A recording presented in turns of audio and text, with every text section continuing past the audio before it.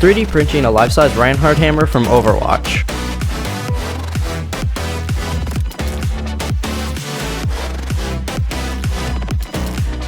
It got caught! It shifted it! No! 28 hours! God!